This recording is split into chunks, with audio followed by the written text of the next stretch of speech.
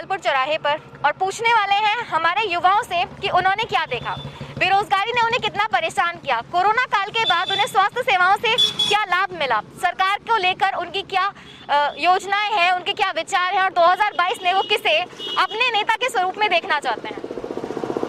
तो आप बताइए, आपने 2022 में कौन आने वाला है? 2022 में हम चाहते हैं कि परिवर्तन रहना चाहिए। जैसे कि 2017 में बीजेपी आई, उससे पहले भी बीजेपी ही थी, लेकिन कुछ काम नहीं कर पाई हमारे हिसाब से। जैसे कि हमारी रिक्वायरमेंट, हमारे जॉब है, मैं भी बीटेक हूँ, बट मैं भी कई जगह अप्लाई कर चुका हूँ, बट कोई कॉल नहीं आता। बहुत सारी मतलब एलिजिबल होने के बाद भी उसके हमारा कोई काम नहीं हो पाता। बेरोजगारी एक बहुत बड़ी समस्या है आज के युवाओं के बीच में, और भारतीय जनता पार्टी कहीं ना कहीं युवाओं को रोजगार देने में असमर्थ रही है, जिसकी बात हमने बार बार की है। स्वास्थ्य सेवाओं को लेकर आपका क्या विचार है? ये बताइए सर। स्वास्थ्य विभाग में जो कोरोना काल चला था, उस पीरियड जो है सबने देखा, पूरी दुनिया ने देखा कि बेरोजगार और जो है लेबर वाले किस प्रकार से जा रहे थे, मर रहे थे, लेकिन बीजेपी ने कोई ध्यान नहीं दिया। तो उस पीरियड के अंदर एक पार्टी थी जो अखिलेश यादव की, उनके कार्यकर्ता सड़कों पर उनकी मदद करते हुए पाए गए, ये दुनिया ने देखा था। तो हम चाहते हैं कि परिवर्तन होना चाहिए और इस बार अखिलेश यादव की लहर चल रही है, उसी के साथ हम चलेंगे। तो 2022 में आप किसको देखना चाहते हैं सरकार में? अखिलेश यादव। क्यों देखना चाहते हैं? वही सही है। क्या किया अखिलेश यादव ने हमारे लिए? बहुत कुछ कर चुके हैं। लैपटॉप दिए हैं, डायलेंटेड दी थी, युवाओं को रोजगार काफ़ी दिया। उनकी सरकार में बहुत युवाओं को रोजगार मिला था। इस सरकार में तो युवाओं को ये लगा लो प्राइवेट जॉब करना भी मुश्किल है।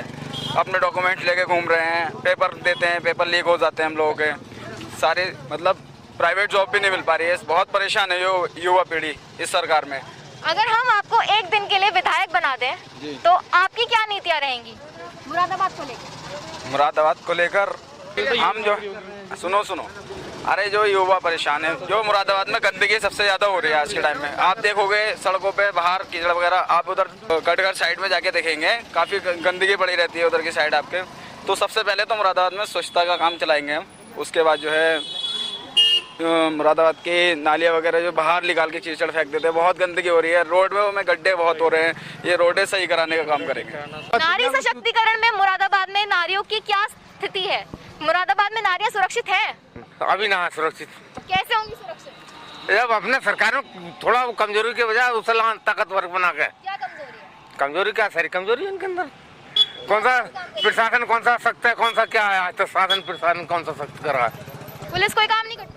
पुलिस पुलिस के हाथ बंधे हुए जी, क्या काम करेगी? पुलिस तो वैसे ही पिटी हुई है ऐसे ही। मेरे लिए कहना ये है, सरकार कोई होशी आ जाए, हमें जो काम करना वो काम ही करना है। जब भी दाल रोटी मिलेगी सरकार। मैं किसी को नहीं सपोर्ट करना चाहता, जिसका पल्ला भारी देखूंगा उधर चला जाऊंगा। किसका पल्ला भारी है अभी? क्या पता अभी किसका पल्ला भारी है, अभी तो कोई पता नहीं है। और वैसे हमारे साथ में सरकार ने ना इसने कोई बुरा करा है और ना किसी सरकार ने पहले भी बुरा करा है। सब जो सरकार करती है अच्छा ही अच्छा करती हैं। कुछ लोग हैं जो सहमत हैं भारतीय जनता पार्टी के कार्यों से, कुछ लोग हैं जो बिल्कुल असहमत हैं, कुछ लोग हैं जिन्हें बेरोजगारी ने बहुत बुरी तरीके से मारा। और ये हम और आप पहले भी देख चुके हैं कि कोरोना काल में बेरोजगारी की वजह से कितना नुकसान झेला है। इस पूरे इलाके को बीजेपी का गढ़ माना जाता है, क्योंकि यहाँ पर भक्तों की, अंधभक्तों की, बीजेपी को ब्लाइंडली सपोर्ट करने वालों की तादाद बहुत ज़्यादा है।